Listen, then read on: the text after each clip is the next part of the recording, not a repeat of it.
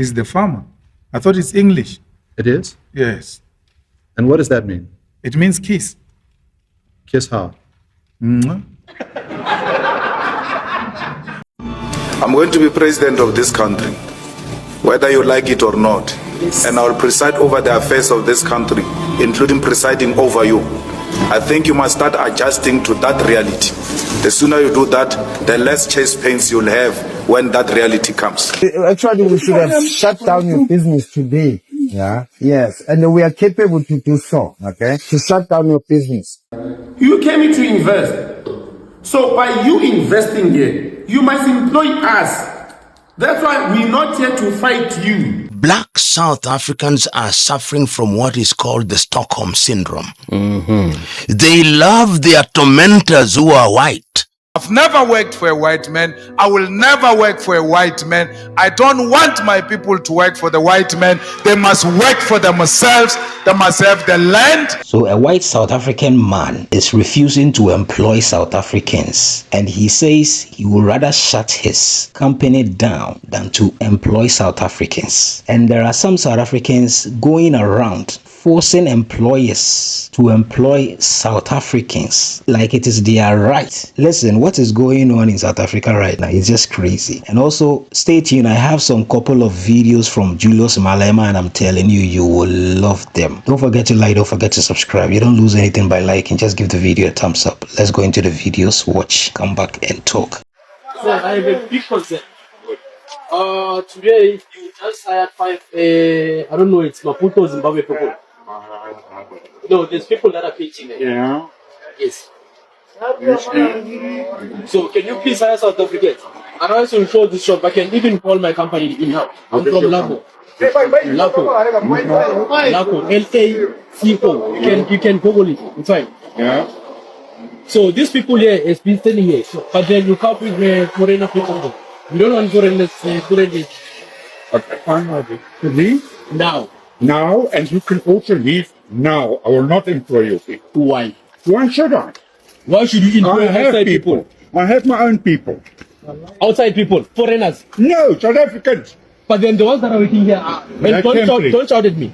Don't shout at You me. started shouting at me. No, don't shout at me. I'm not your child. Don't shout at me. This shop must be a South African. You understand? Yes, we cannot just give you guys business anymore. You invested your money here, you gained, it's fine. Came here together with the police. Yes. And we are not happy. We are very much angry. Actually, we should have shut down your business today. Yeah. Yes. And we are capable to do so. Okay. To shut down your business. But we want to hear from you once more again. We want you to lie to us once. So let's see here your lies. What are your lies? Yeah. Because you are always lying to us. But lie to us for the last time now. Lie to us for the last time now.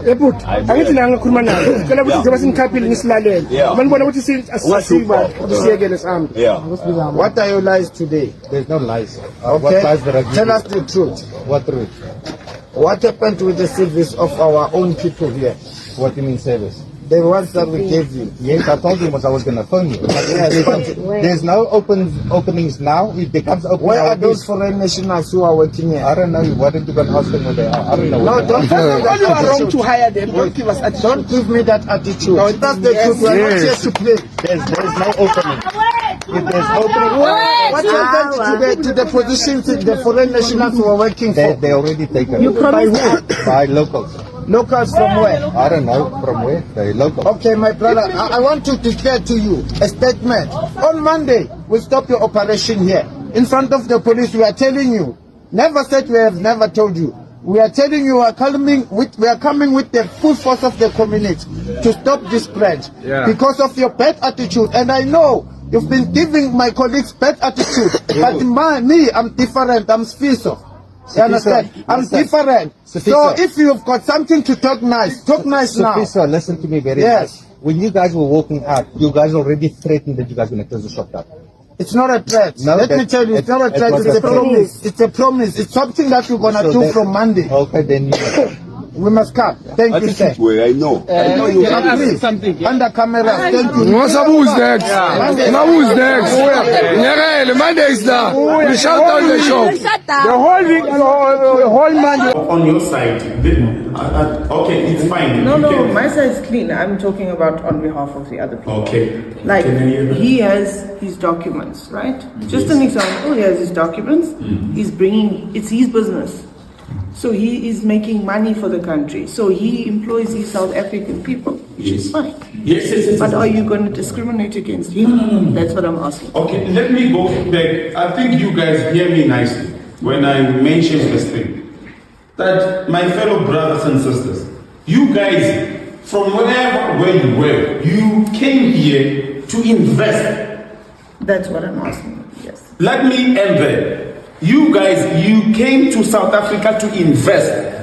Is it right or wrong what I'm putting to you? Yeah, you're right. You came here to invest. So by you investing here, you must employ us. That's why we're not here to fight you. Because you guys brought the job to us. Yes. But by you guys coming to South Africa, I think we expect you guys to give us the little that you do have. Can you share whatever you have with us, not with outsiders? I hear what you're saying. Okay. Want to say something? Okay. We'll start from here. Let's start from Lucy's. From you. Hamba nobody. Who knows? Oh, you am tolerated. Okay. No, it's fine. We interpret something's not there. So you see this white man? He refused to reopen his shop after the exit of foreigners. After foreigners don't go, he refused to open his shops. Why? He said he would rather shut down his business than to hire South Africans. But coming to think of it, he's right. If you hire them, they go they loot in stuffs, they go out. Now why no one go hire them? Now he go still they lose. He said for now, open the shop. Bro, imagine the kind of trauma where this man go don't enter for him to decide, no, I would rather shut down the business than for me to hire South Africans. Oh my, no agree. He said no go open the business. South Africans, I told you guys, even if every foreigner left South Africa, you guys are still going to be jobless. So can you please hire South Africans? And also include the shop. I can do It's can you please hire South Africans? To the person who's responsible for creating the crisis of unemployment in this country, the source of the problem, who has decided, number one, to not hire South Africans. It's please hire South Africans. Msonwako to the victim of the very same exploitation. Msonwako hamba, but when it comes to your bars, please just hire South Africans. Guys, we have to acknowledge one of these days, whether you want to run away from it, whether you want to deny it, you have an inferiority complex as black men in South Africa. You don't have to say you have it. It shows. It seeps out. When it comes to specific groups of people, namagwala, niyabasaba, you don't have a backbone. You keep going back to them. All masters been. And the day we acknowledge that, the day we stand up to that internally and we start looking at ourselves and saying, Sibasabelani labantu. If there's people who, in their community, they're sitting with below 10% unemployment, 7 or 8% unemployment, where you are sitting at over 60% unemployment in your youth. They are the employers. niyabasaba andifuna ukwenza lutho about it. Namagwala niyancenga makufika kubona, you take off your hat, mlungu wami. There's something wrong with us, Danki. There's really something wrong. And the day we acknowledge that is the day our healing journey starts. But manje Danki unenkinga. And you'll never get it resolved up until you face yourself. Just look at these people. Imagine over 10 people storm your business, tell you that you must produce foreigners. Look at them. Some of them were wearing bulletproof vests. One guy was wearing a balaclava, just showing the eyes only. Hats, shades. I mean, you can't even see who exactly you are talking to. They're wearing shades indoors.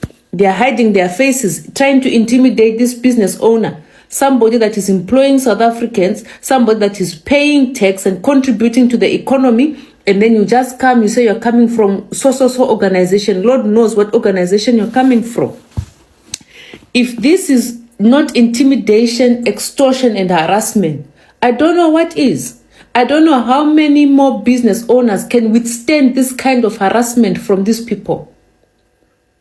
I don't know how many more business owners will withstand this kind of harassment. I mean, honestly, every Thursday, every week, somebody, 10, 4, 5 people will come to your business and start making such demands. This is not right. Business owners should protect themselves and arm themselves. Now I understand why China said dragon, Baba Hayarisha Abantu Banama AK. This is the reason why, because such things, to prevent such things, business owners need to protect themselves. Because you don't know who you're dealing with. This can be a thief. They can come in and say, we're from much and much, and then the next thing you're being robbed. The next thing you're being robbed, they're behind the counter. They went behind the counter where the receptionist sits behind there to start moving around in the offices. Somebody's business premises. Who are you? What gives you the right to do this? Even if you are much and much, you do not have the authority to do this. This is extortion. And I know they're going to start saying, oh, if you don't want us to keep coming here, you better give us something. This is where it's going to lead. I don't know why people keep condoning these people and this behavior. I don't know why. Honestly, something needs to be done about this. And at this moment in time, as a business owner, you've got a right to protect yourself and your business from people, from invaders. That's what they are. They're invaders. Yeah, they are. So go and get your, if you're a business owner and you are receiving these kinds of threats and whatnot, it's best you go and equip yourself. Go for the necessary training, get the necessary registration, and equip yourself so that you can protect yourself. It's the only way. It's the only way. Because this is getting out of hand. The police is not doing anything. The presidency is quiet. You need to protect yourself as an individual. If you're not going to pack up and go, you need to protect yourself from such people. Imagine 10 men approach your business in the middle of the day, and it's just you, maybe, and your receptionist and another person. And they start harassing you and doing things in all sorts of manner. What are you going to do? You need to protect yourself. Black South Africans are suffering from what is called the Stockholm Syndrome. They love their tormentors who are white. That is why it is not even xenophobia. A friend of me corrected me. It is Afrophobia. Okay. It is Africans that they do not want. It is the whites who still control over 70% of their land. It is the whites who run an enclave called Orania, where blacks are not allowed. I know of Orania. So when you look at it and you see even the very cagey responses by Matemela Cyril Ramaphosa, it is only after 1 month that he's now coming up and making an address, trying to be as diplomatic as you can be. But you can see in his heart of hearts that he is with the men and women in the streets. Because these individuals, through their utterances, have led others to commit murder. 5 Mozambicans dead. They have led others to lose their property. The Ghanaians have taken away or repatriated nearly 300 of them. The Nigerians are saying, and then they are saying that their fellow Africans are criminals. You would imagine that if you took away all the criminals, then South Africa would be heaven without any crime. Yet statistics tell us 90% of those in jail and counting are South African male, which means that they are the ones who are committing the crimes. If there is one odd non-South African who is engaged in this, let them be dealt with in accordance with the law. And my good friend Julius Selo Malema said something with which I agree. Yes. They have started going for the foreigners. When they are done with the foreigners, they'll now turn on Veda, on Venda, Pedi, and Songa, giving meaning to that famous aphorism, if you remember, City by Martin Niemola. First they came for the Jews. And I said nothing because I was not a Jew. They came for the communists. Then they came for me. So when one sees what is happening, this Afrophobia, where they are telling us, go and repair your country. And I think some of them have never traveled. And they must imagine that in Africa we live on trees, jumping from branch to branch. Okay. Perhaps some of them, we should give them a free tour of Africa, including Nairobi and Dar es Salaam and other places and Abuja, so that they are able to see that we cannot in good nature talk about African integration when we are not working together. And lastly, yes, I hope to see that the leaders of these gangs should be arrested and prosecuted. It is only then that I'll know the South African administration is serious about this thing. You also want me to interpret the language you hear? Yes, just so we're clear. What are you saying in that? Kiss the boer, kiss the farmer. I thought it's English. It is? Yes. And what does that mean? It means kiss. Kiss how?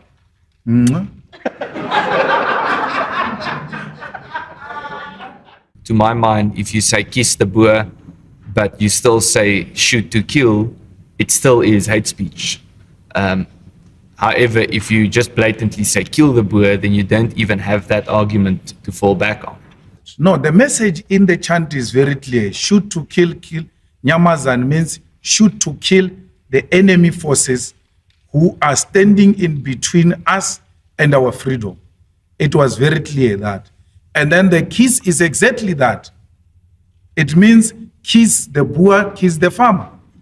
Because I know when I say that, you are going to take offense. You know why? Because you don't want a black person kissing a white person. It's an immoral act, according to the immoral act of during apartheid. Even to embrace love and kissing of black people to white people, it's a criminal offense. I know that the racist will still be offended by a call to kiss. If you sometimes sing kiss the boer, I regard that as an acknowledgement that singing kill the boer is wrong. That's why you sing kiss the boer.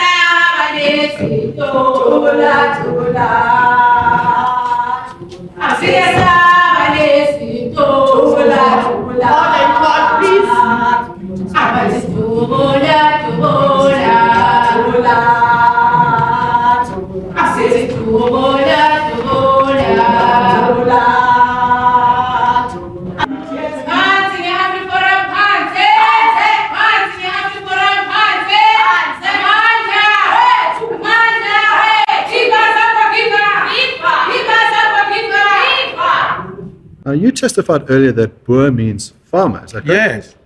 So would it be kill the farmer? No. In a literal meaning, that's your interpretation.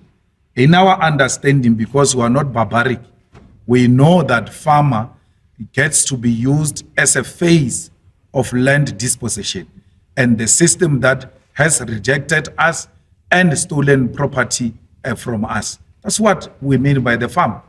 But they understand that we're not referring to any group of persons in that context.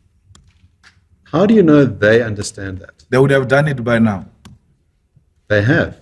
No, they've not. But we continuously see politicians romanticizing violence against farmers, and we see it all the time.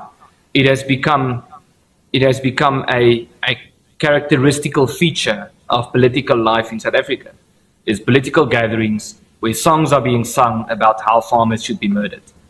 The single most significant and the single most influential person in this regard is undoubtedly Julius Malema. The black people roots know. The first black person he saw is a domestic worker in his house when he grew up. The second black person he saw was a security guard at the gate when he got out. The third black person he saw was a cashier at the shop owned by white people. The fourth black person he saw was the cleaners where he went to school. Those are the blacks he has had an interaction with. And he thinks of us like that because that is his exposure to black people. And therefore always characterizing us as non-thinkers, as baboons, as people who can't think. And that's why if they hear a leader says, kill the Boer, they can go into the house and take machete and go and kill people. Because these are non-thinkers. That's how they view us. That's how they characterize us. It's unfortunate that we find ourselves in a society where we coexist with such people who look at us and who think of us like that. We don't think like that about them. Our leaders never thought of like that about them. Despite the fact that they engaged in genocide of black people when they came here, despite conquering us in the wars of dispossession, despite killing kids in 1976 and in the 80s, we don't think of them like that. We never thought of them like that, but they think like that about us. That's very bad. It is not our argument that farm murders constitute ethnic cleansing, but there is a stronger argument to be made that this could lead to ethnic cleansing than to be made that this could lead to genocide. And the reason why I say this is ethnic cleansing typically manifests in people saying, we're going to take your land, we're going to chase you off the land. And if you leave our country, it typically includes comments like, you are just a visitor. Yeah.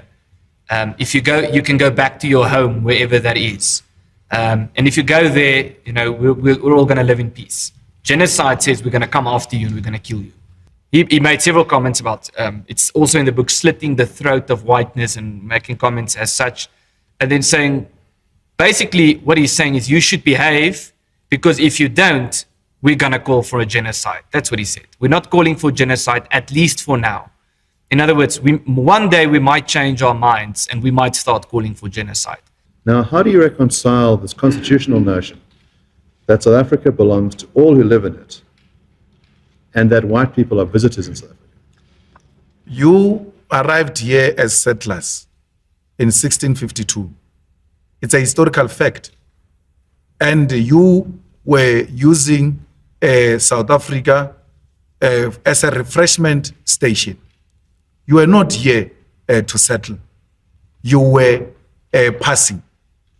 Because of our Africanness and the spirit of Ubuntu, we have embraced you and we have shared our land with you. And we have accepted that you have naturalized in this country. But it doesn't change the fact that you came here as a visitor.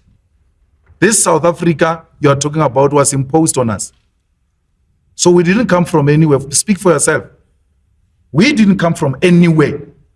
There's no African who came from anywhere. We came from here. What did the oppressor lose when the revolution took place? Because when the revolution takes place, it means the oppressor loses and the oppressed win. We never won anything. That's why we feel fast. That's why we economy. That's why we the mine. That's why they don't give us banks, but they gave us the voting rights. Why? They knew voting is useless. Anything that matters, they never gave it to us. Okay, Bushor, why would you major revote after they refused us to vote for so long? After ba analyze ja botso vote is useless him. Arba fenyon. But when it comes to ownership, bar mowe o ka ba tsentšha letsogo. We are going to try and destroy you. Re bontšhe batho ba bangwe ba bantsho ka wena gore no one can undermine capital in South Africa. So we are not in a struggle to please the oppressor. We are in the struggle to upset the oppressor. We must make the comfortable uncomfortable and make the uncomfortable comfortable in this country of South Africa. Jalo, as we celebrate the life of our sister Hilda, we must never forget what is our purpose of existence. 1994 came and gave us political freedom. But political freedom without economic freedom is meaningless. It doesn't have any purpose. We must never drown in our problems and alcohol and in diversion and forget what was the real reason for struggle. Regabina, Rabamunad, Rapela, Radiani, but we must never make a mistake as to why was Steve Biko killed? Why was Chris Hani killed? Why was Winnie Mandela harassed to a grave and still be harassed in her grave till to date? It's because they spoke truth to power and said this is our struggle. When we do that, you must know we're doing that against America. It will never like that. But are we going to retreat because America doesn't want us to do that? Never. Even if America decides that I should no longer enter America, it's okay, I will enter Zimbabwe. I'll enter Botswana, I'll enter Nigeria, I'll enter Africa, my home. Why should I be concerned about people who are going to feed me beggars and make me fat when I can go to Nigeria and eat jollof? Nice, nom. Nice food. So why must I fight for beggars instead of jollof? When we're in Nigeria, you must, DSG was there. We're given a nice jollof rice and what is that goat soup? Pepper soup by the governor of that state, Enugu State. Ah, la la. Hey, my guy, we were sweating, but we're not stopping. Sweating, but not stopping. It is extremely disappointing every time you open your mouth to speak here. Who are the oppressed? The blacks in general and Africans in particular. But consciousness, when it escapes you, it doesn't say goodbye. You are such a typical example of a person who has just lost his political consciousness. Comrade Terra, when you went to prison, Robben Island, you were a black consciousness. And when you came back, you became a historical mistake, which came out of Robben Island. It is extremely disappointing every time you open your mouth to speak here, that which you thought you represent, you have abandoned. You can't ask the question, who are your people? Because the National Democratic Revolution answers that question. It says the motive forces that stands to benefit from the victories of this revolution, those are our people. Who are the motive forces of the National Democratic Revolution which you went to prison for? The motive forces of the National Democratic Revolution are the oppressed. Who are the oppressed? The blacks in general and Africans in particular. But consciousness, when it escapes you, it doesn't say goodbye. You are such a typical example of a person who has just lost his political consciousness. Because these teachings they should have taught you in Robben Island. But clearly, that university of life has dismally failed when it came to you. So it is actually extremely wrong of you to stand here and want to distort a history. All we are saying is that as the EFF, let us subject the whole thing to consultation. We don't have a problem. We cannot come and meet here as a group of elite and take a decision on behalf of our people. Let it be referred to committees. Let our people be consulted. Let ordinary South Africans make input. We are not opposed to that. As long as this parliament agrees that indeed we are at one, but let us go and take a further mandate from our people. So we are happy as the EFF with the types of amendment the ANC want to make. This is not about party politics. This is about an issue of national interest. So on the 6th of April, as I conclude, the day of the Jan van Riebeeck arrival, 6th of April, the day of Jan van Riebeeck arrival, the day of the formation of the PAC by Sebokwe, and the hanging of Solomon Mahlangu, in honor of these people, but also as a demonstration of seriousness about this issue of land, we will be passing a motion of no confidence on the mayor of PE as a warning shot to the DA. Thank you very much. Malema, you are letting this country down. The things you say and the things you do, you are slowly becoming the enemy of South Africa. You must know that. You are fighting to work for a white man. That's what you are fighting about. And the white man makes you fight. Fight. The one who wins shall work for me. You are fighting to work for a white man. You are not fighting to establish industries and factories and own them and hire white people. You are not fighting to hire white people. You are fighting to be hired by a white man. I've never worked for a white man. I will never work for a white man. I don't want my people to work for the white man. They must work for themselves. They must have the land. They must have factories. They must own the economy. You see, these are some of the things that some South Africans are doing, and you don't get it. You just don't understand why they are doing this. Because tell me, if I have my job, I have my work, I have my factory, and I decide to employ people that I want to employ. You see, it is good for the white man to employ South Africans, and it is actually right to do so. But the question is, do these South Africans that you are forcing on this man have the requisite skills to do that job? You understand? You cannot force people or South Africans on this man to employ them whilst he has not probably taken them through any training, like whilst they have not gone through any training. You understand? Whilst they have not gone through any training, this is something that I can't wrap my head around it. I don't understand. You can't force someone to employ people there and there. Like, I'm sure some of these jobs are skilled jobs that they require people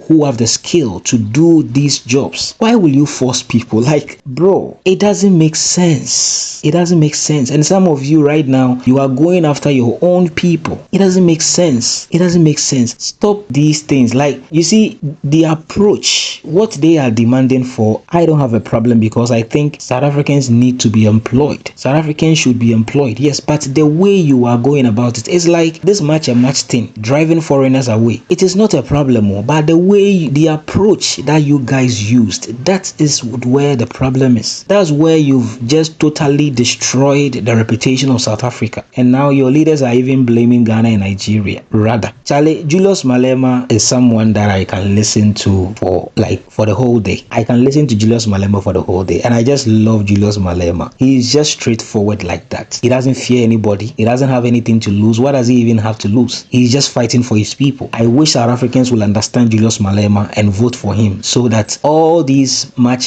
thing will be a thing of the past, and they will get the jobs that they want. Because you owning your own land and farming and doing businesses on your own soil, it's so beautiful. So many African countries, they own their lands. They own their lands. How can you say I'm from this place and you don't own land? It doesn't even make sense. So South Africans, I will tell you, do something about this and it will help you. Thank you so much for watching.